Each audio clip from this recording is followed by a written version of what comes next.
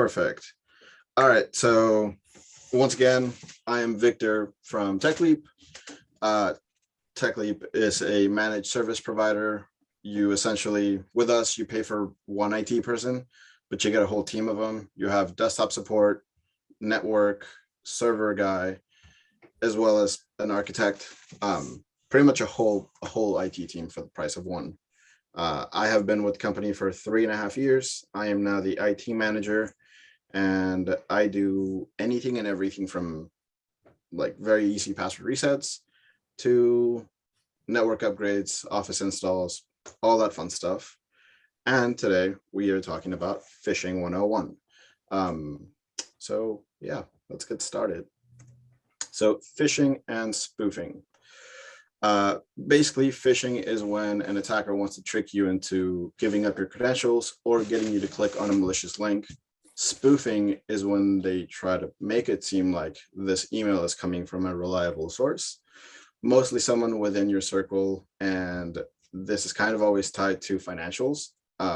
So you'll get an email saying, hey, please send the money to this account. It needs to be done ASAP.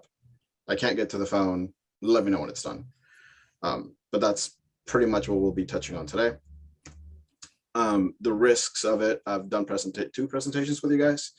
So again, the risks are, depending on what kind of attachment it is, it can be something where they want to get your email credentials, or it can be something like ransomware, where they'll lock all your files, or if you're in a bigger organization, they can spread within the network and just lock everything until the ransom is paid. These types of attacks don't always guarantee that you get your data back, even when you pay. So yeah, it's a pretty big risk. And at the top, which I should have put backwards, is something that's not mentioned very often in cybersecurity is training the staff. You can have all the protection, you can have antivirus, you can have a firewall, you can have a VPN, but it's also great to train the staff and have them recognize bad emails, because if someone clicks on a bad email and a bad link, it's not going to be a good day. Just depends on how much damage there is. To put it into perspective, in my last presentation, I spoke about how Merck, the pharmaceutical giant, lost 15,000 computers in 90 seconds to ransomware. Just an insane amount of computers that went down before you could even say shut the network down.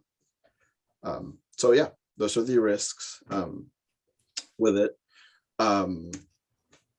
Some quick stats for you guys. So as you can see, the phishing slash smishing and vishing umbrella is fairly large. Vishing is voice calls, so also pretending to be from reputable sources. Farming is a little bit different. It's when they take you to a website that pretends to be a legitimate one, but it's actually a fake one. Those attacks have been on the rise. Just they've exploded essentially since 2017. These graphs I got from IC3, but essentially it shows that back in 2017, they had only gotten about 25,000 reports of that umbrella of attacks, where now it's jumped up to almost 324,000, and it's still climbing because people are still working from home, they're still working hybrid, and these are kind of the prime times to attack people. Same thing happened when COVID was first happening. 1 out of every 8 links about COVID updates was a bad link, because people knew that's where everybody was flocking to get their information. In the bottom, this is just to show how California is the most targeted state in the country, and it also has the most losses compared to any other state.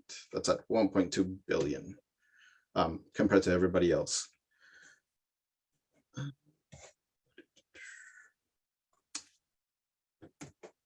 Actually, so here are some examples of phishing slash spoofing. The first one is actually from Todd, so thank you, sir. You can see here that Todd gets a confirmation invoice from Geek Squad for $440 that's going to be renewed the same day he got that email, unless he calls. But if you actually look at the from field, it says Geek Squad support, but it's actually from henryhook@gmail.com. Again, these I consider to be lazy guys. The guys that actually put in the effort will make it seem like it's coming from, info or confirmation at geeksquad.com. The bottom one is actually from a client, and he sent it to me this week. And he was asking me if, this is legitimate or not, because it says it's coming from Yahoo Mail, but you can see right next to it, it says Yahoo Mail, but the email is actually lindalindsay@yahoo.com. And in this one, rather than getting him to call, they want him to click on that link. And once you click on the link, it'll ask you to log in, kind of like a regular website, except this is how they take your info. And then with that, they'll email, if you have an organization, anyone within your organization, any vendors or any clients, to please pay them in a different account. Again, these are two examples of what I consider very lazy spoofing and phishing guys, because they're changing the name of the from, but not the actual email. The attacks that are, these are kind of like a spray and pray attack. You shoot out 1,000 and you hope that one clicks on it. The more targeted ones are where they actually copy the domain to make it seem like it's coming from the company. And for that, you have to go to inspect the email and the header of the email. So in here, I have what that inspection is, and there's a story that comes attached to this. Essentially, we have a client that does property management for commercial properties, and one of their tenants got an email from somebody pretending to be finance, asking them to send payment for that month to a different account. Tenant does so, never reached out to the company, was emailing back and forth, and about 5-6 days later, the finance person from the company says, "Hey, where's the rent? We haven't received anything." The tenant then sent over the email chain saying that our client had gotten hacked, and she wasn't responsible for the money that was lost, because these people actually targeted her. They made it seem, one, they copied the name of the finance person, and two, they actually copied the domain of the company to make it seem like it was legitimate. But once you inspect the actual email header, at the very top, you can see the return path. So anytime the tenant would send the property management company an email, it was actually going to info@shanghaibirdtour.com. And below that, you can see the IP of where it comes from. And again, you see that domain. So whenever it comes to financials, I always tell people, do an out of band verification, which means if someone sends you an email asking you to pay through a different manner than you've been for years, or however long you've been with that person, just pick up the phone, give them a call. It'll take you 5 minutes. Same thing if it's a text, always confirm with the person through a different method of communication, because in this scenario, this person was sending emails back and forth with whoever was spoofing her, and they were replying without any issues. So it's always best to do out of band verifications. The other thing that I wanted to mention is these fake support sites. So I've seen a lot of people have these issues lately, and it really is, you basically get this whole screen or this screenshot on your whole screen. It doesn't let you do anything, click out of anything, and it comes with a very loud alert saying you have a virus. This is error code, we'll call it 0.027. Please call the number on the screen. Do not turn off your computer. You will do irreversible damage. Please call now.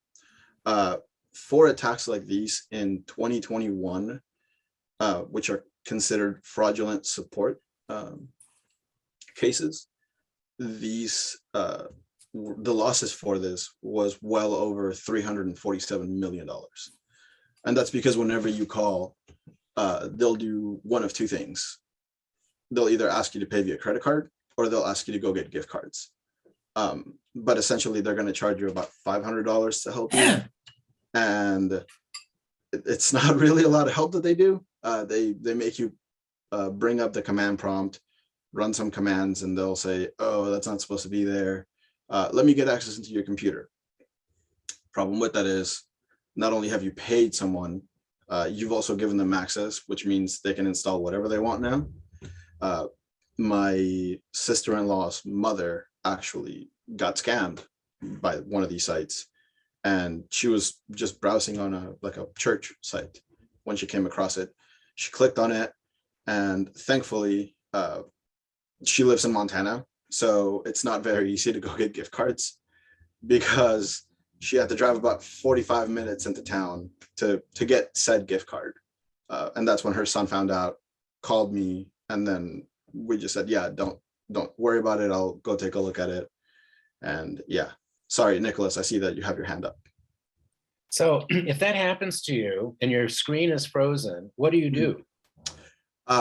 You can press Control-Alt-Delete or Control-Shift-Escape, and that brings up the task manager.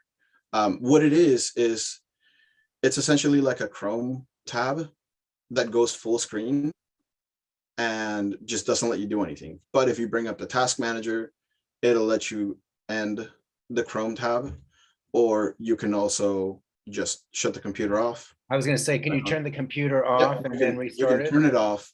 Like it's just a website that pops up, pretty much. Like there's no real virus behind it. And whenever this happens, we always go through and run antivirus checks. We want to make sure that everything's okay, because 99% of the time it's just the pop-up. You never actually clicked on anything, because what they want you to do is just call, and they'll get the money out of you. On a very rare occasion, they'll actually remote in and install something, which is what happened to my sister-in-law's mom. But yeah, that's pretty much it. You can just shut it off, and once you turn your computer back on and you go into Chrome, you can just block this website from Chrome, so that you never have to come across it again. Yep. All right. Yeah, so that's pretty much it regarding these fake support sites. Again, in 2021, there was well over $347 million in losses for people who fell for these scams.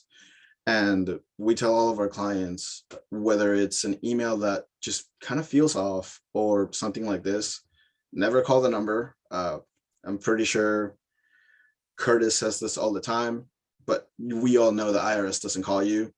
Kind of same thing. Microsoft will never tell you, hey, you have a virus, call me so I can help.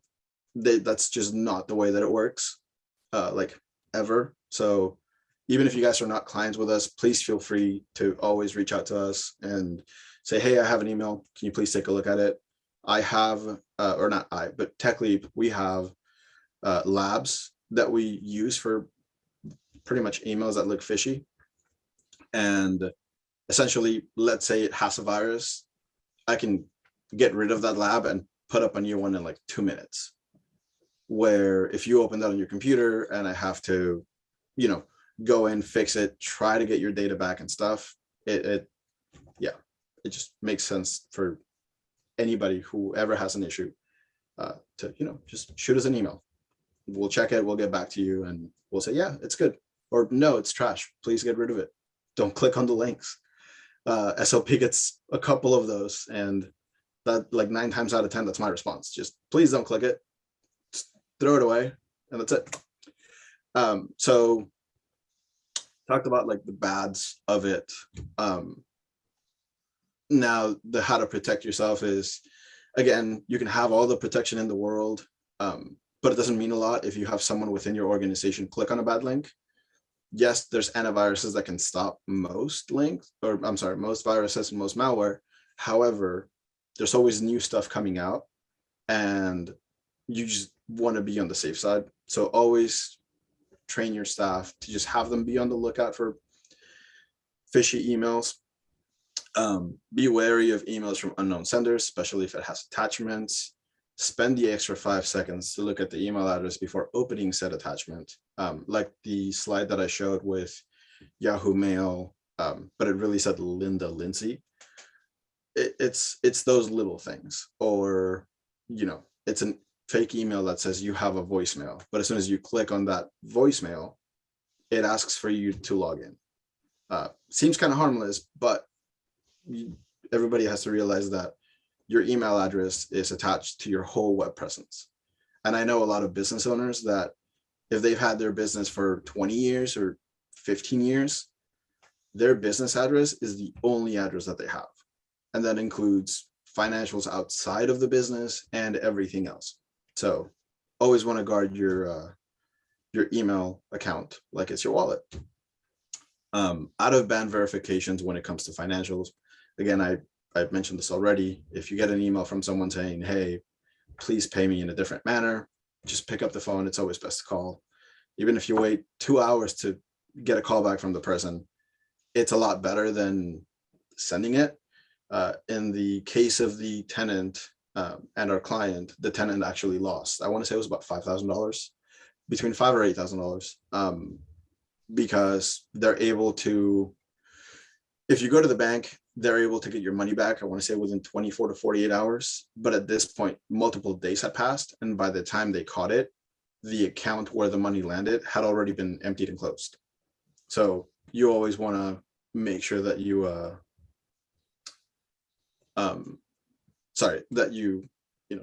being safe. Again, I just keep reiterating, if something feels off about an email, please send it to IT to check. I have a ton of cybersecurity literature, and there's a lot of things that I follow, and all of them, the people say, yeah, I knew something fell off, but I wanted to check it anyways. Just send it to us. Even if you guys aren't clients, like I mentioned, you guys are members, and we're all a community, so please feel free to send it to us. We'll check it. If you ever get that you have a virus notification, again, let us know. We can help you. It's never really serious. It's just a Chrome tab that went full screen. You can shut your computer off and never have to worry about it. And have your team do a free Google phishing quiz. So Google partnered with, I'm actually blanking on the company name, but they have a quick 15-minute like little phishing quiz that you can go through, and it'll show you what to look for, like hovering over a link to actually see where the link is going to take you. Same thing with the attachments, or having you check the domain that it actually comes from, because oftentimes if they cannot spoof your email address, they'll try to get something similar. So instead of getting an email from Todd@crawshaw.com or Crawshaw Design, it would be like Todd@CRA Shaw. It's the little things that you wouldn't notice unless you actually, spend the extra 10 seconds to take a look at it.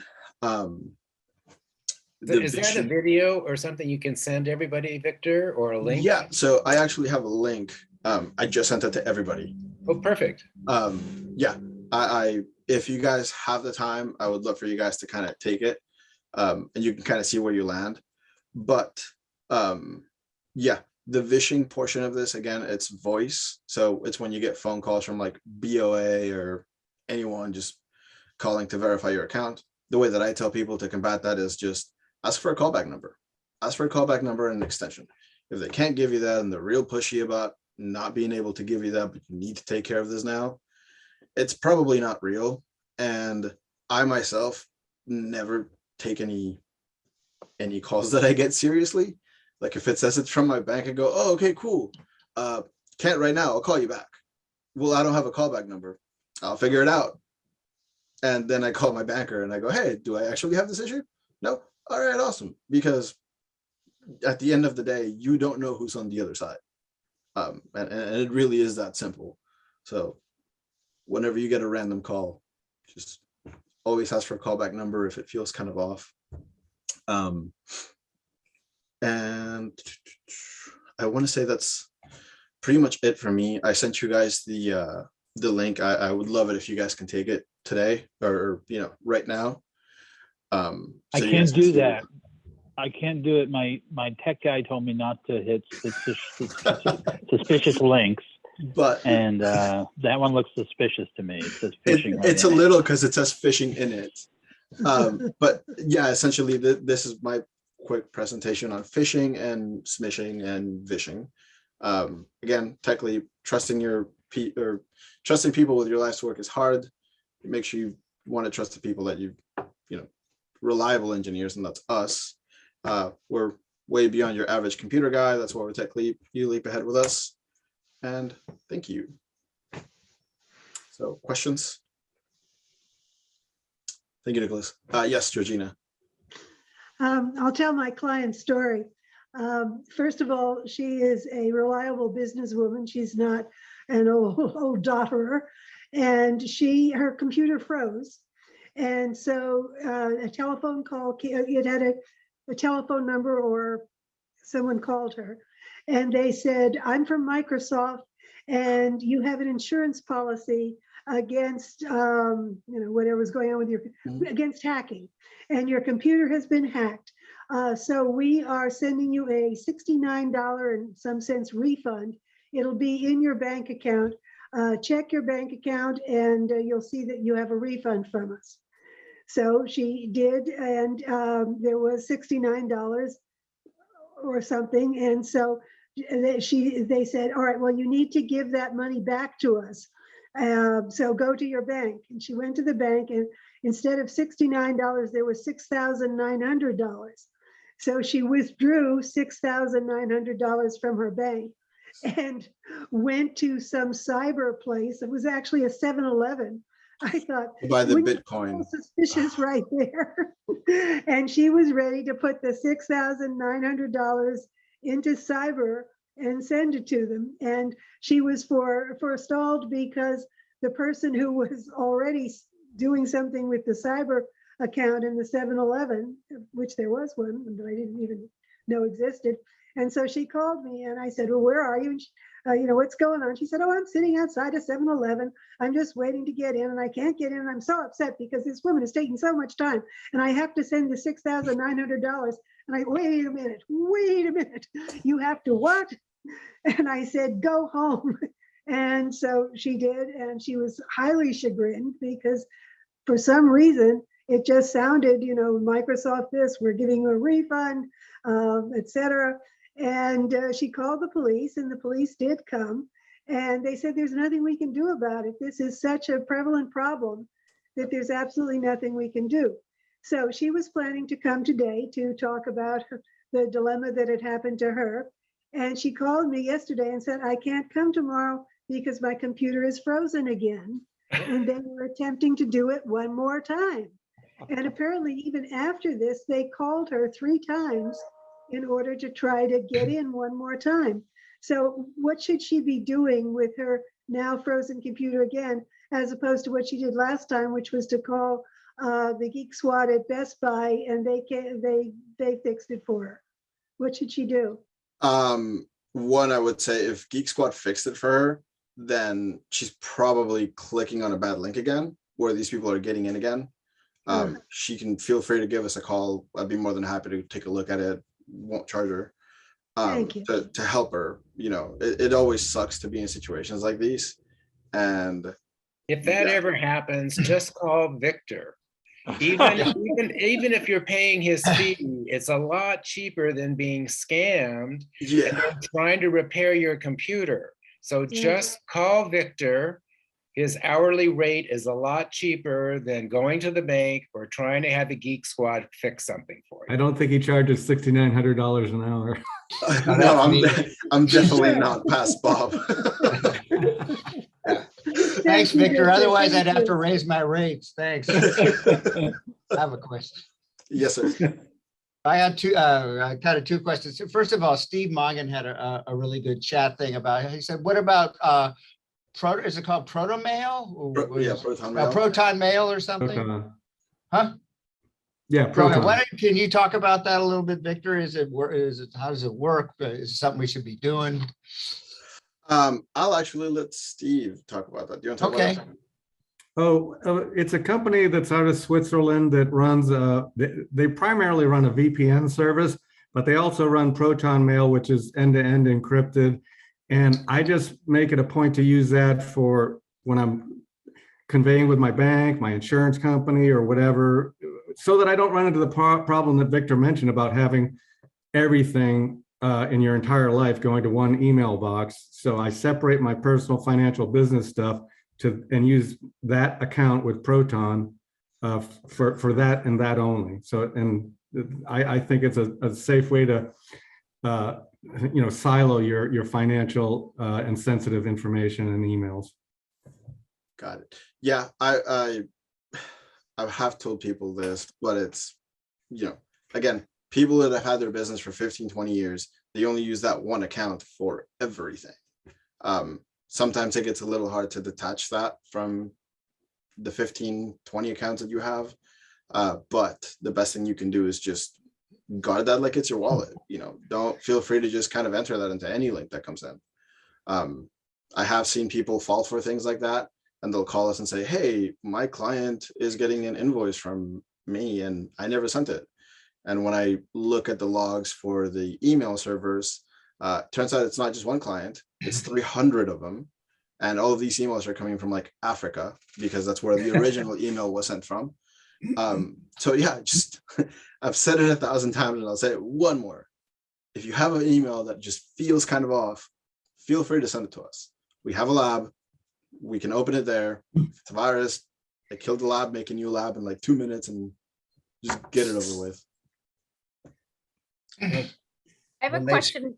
Do you have a recommendation just on normal like virus protection on your laptop? What came with the computer and then that expires and then I've just renewed it. Is there a product that you recommend just for your, like I use my laptop, personal business, it is my everything. At what level should I be protecting my laptop? Totally. So we use WebRoot. That's a service that we manage, and we prefer it that way, because if our clients get an alert, or if we get an alert saying, hey, Bob's computer detected a virus, I can call Bob and say, hey, your computer has detected a virus. I need to get into it. Are you working at the office? No. All right, cool. I'm in it. And that's what we like. If it's something where it's just like a one-off, Malwarebytes Premium, hands down, one of the best things out there. In today's world, I believe that you get what you pay for. So if you either pay for a service or you are the service. And that's kind of how everything is, right? Like if you're paying for a VPN service, chances are they're not reading your logs.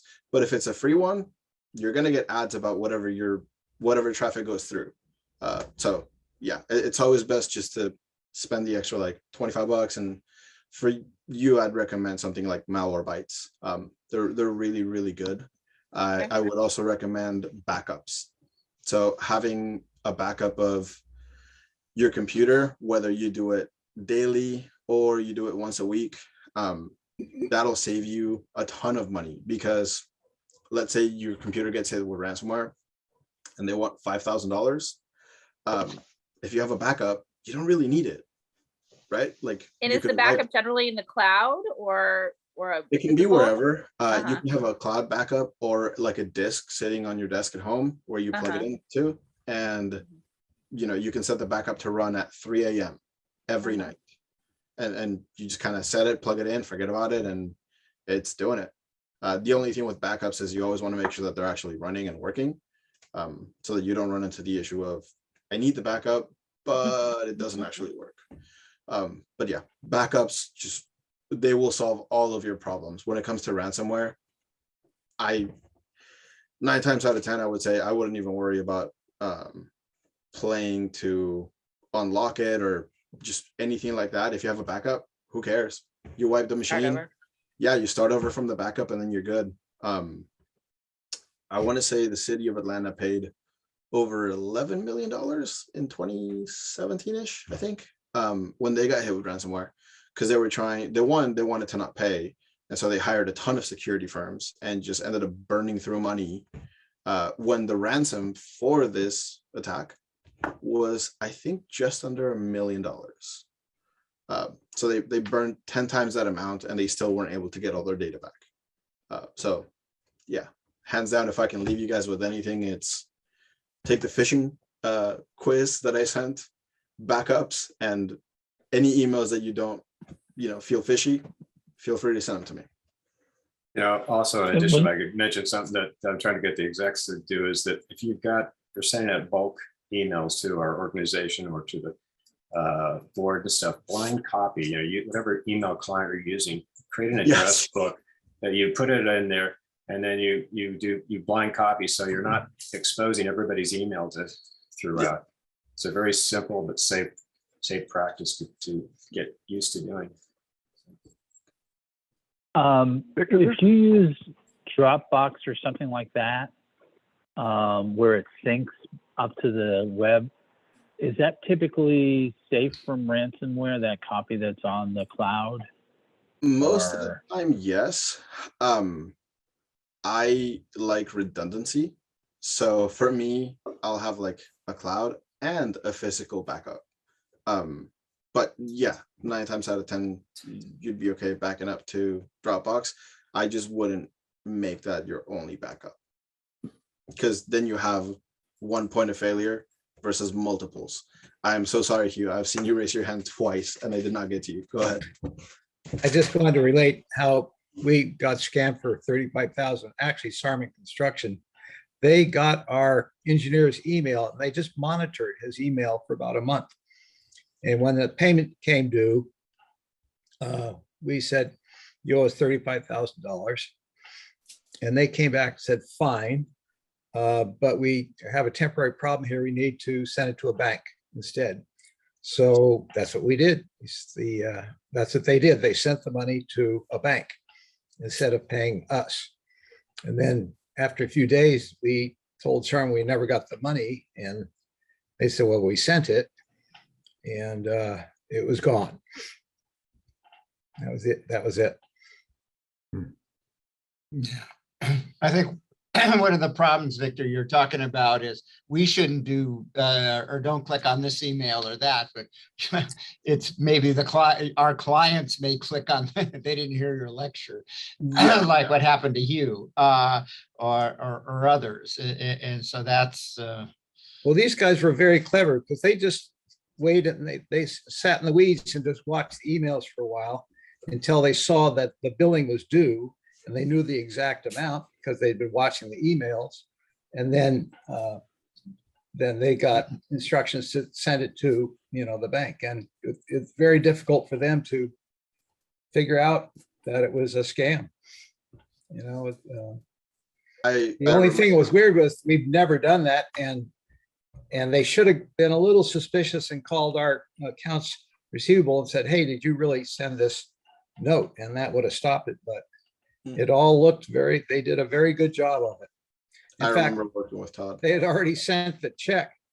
And we said we sent the check, and they saw that email and they said, oh. Then they sent an email to us saying, when the check comes in, send it back. So we did. The check came in. And we sent it back because that's what they told us to do. Yeah. Hugh, do you have insurance that covers that fraud? No, we don't. Do you know any insurance guys that might? Well, you should talk with Jude about that because I think there's cybersecurity and it's not really expensive to add on to your policy. There is, yeah. Can I? Go ahead, Bob. Victor, okay, a couple of things. First of all, for those who don't know, TEKLEAP's worldwide. They have one of their best people in San Jose, not San Jose down the street here, San Jose, Costa Rica, who I deal with all the time. And you don't even know he's from San Jose, Costa Rica. And like if Victor needs to help you, it's like they log into your machine. I mean, they can work anywhere throughout the world and service you. And I'll never forget the time that I had a virus hit my machine and I panicked like crazy, called TEKLEAP, but in 45 minutes they had it fixed. And that was like worth its weight in gold and worth joining the execs for 40 years just for that one safeguard. So I just wanted to point that out, that it's the kind of stuff they do. And just a quick anecdote, you mentioned something about malware bites. Well, I have that, and I got a little, they send out little monthly newsletters, and they said, you wanna prevent scams, go to Granny. Grandma knows more about scams and blah, blah. And he said, these younger generation, they're the ones who are all getting scammed, but it's the older generation that go, this looks a little suspicious here. So heads up for us, the boomers. Yes, Joan. I have another question. This is more personal. I have a 9-year-old and a 7-year-old, and the 9-year-old is becoming very capable on his computer. And I've attempted to set up parental controls. I have them kind of one through Apple, one through Chrome, one through Xfinity. And in doing that, I've kind of lost complete control. Is there a service you guys kind of provide where you can like set up a great parental control supervision kind of package? So we know the devices to use for that. Basically, I have that too. So I have a 7-year-old, and yeah, this girl is like 1,000 times smarter than I am, because some of her responses, I'm just like, dude, like at your age, I was playing with a bike and like I wasn't there, but you know, yes, oftentimes the best way for you to control something like that would be through your internet service provider like Xfinity.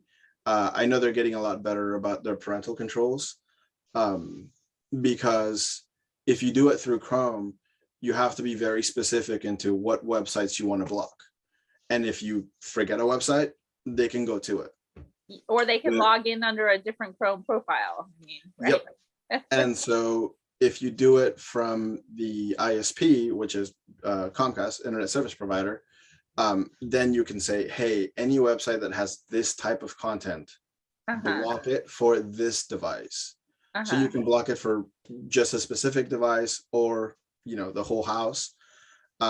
There's also, it's called a like a monitoring is also looking like, just so I can see what he's searching. So if you wanted something like that where you can see everything on every device, something like a Ubiquity Dream Machine is what you're looking for. It's an at-home / small business firewall, super easy, super user-friendly, and it'll give you what websites people go to. You can also set up the content filtering through there. We have clients who they say, hey, you know what, this is a workplace. I don't want to see people on Yahoo. I don't want to see people on Facebook. I don't want to see people on social media. And that's kind of what we use. We use Sonic walls for enterprise level, but for something like at home, I want to say it's like maybe $250, $300. Super easy for you to set up. And it's awesome because you get everything where the internet comes from, which means if you say, hey, no phone time is 7 p.m. and it's 7:01, you can just switch off and their device will lose internet connection. But that's you controlling the internet sites they go to. You can also monitor it for seeing what they do on an actual device. You could do something like the parental controls from Apple. That way you can lock accounts and make sure that they can't just download any app that they have to check with you. Yeah, I'm going through that myself. So okay, I might reach out to you offline and look for some specific definitely on this. Thank you. You know, I'm free anytime, so just feel free to hit me up, because like I said, I'm really going through that, and yeah, it's fun. Yeah. Any other questions, comments, or concerns? Yeah, Victor, Michael hey, Boyd, Michael. I have a question for you. Hey, Yes, sir.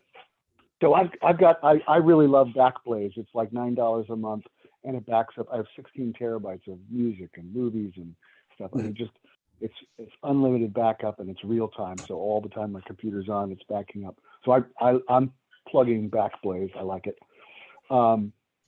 And then I use Malwarebytes Pro, like you said. I also use Super Anti-Spyware, and I wonder if you have any experience with Super Anti-Spyware. Is it redundant to malware? I have not. I don't have any experience with Super. I'm sorry. What was the name of it? Super what? Super Anti-Spyware, all one Super word. Anti-spyware. I do not have any experience with that. Okay. From the looks of it, it's actually pretty nice. I'd have to play with it for a little bit. To be honest with you, most of what we use for our clients is, I'm sorry, just one second. Most of what we use for our clients is WebRoot or Malwarebytes. If it's just a one-off and they don't want to do WebRoot. I have not played with Super Anti-Spyware. Although okay. I they will have a say, free version. Sorry, go ahead. They have a free version and a pay-for version, and I wondered if that level of redundancy is overkill. If you're really confident with Malwarebytes Pro. I love Malwarebytes. I want to say it gets rid of like 98% of what I've seen out there. Probably a good level of redundancy. And as long as they don't overlap and think the other one is a virus, you should be good. We do see that from time to time, where it's like if you have two, they just think the other one is a virus. So yeah, as long as you're not seeing that issue, you should be fine. Yeah, they're not in contention, so it sounds like it's harmless to have both. The other thing that I did not have in this presentation, but I had in the previous one is, if any of you guys are using Kaspersky antivirus, definitely recommend that you get Malwarebytes. Kaspersky is a antivirus company from Russia. They were originally linked to the NSA tools being taken out from using that software. The US has not used that since 2017, I believe. No US agency can have that. And Germany, I want to say like 2 months ago, released a statement saying to all of their citizens, if you have Kaspersky, get rid of it. And they also don't allow their agencies to use it. So yeah, some food for thought. Good advice. Thank you. In case you guys have Kaspersky. Great talk, Victor. Really good information. Appreciate it. Thank you. Thank you. Oh, and very last thing, if you guys have yet to follow Bob on YouTube, totally should. Please. That's right. I'm gonna ask you. Subscribe.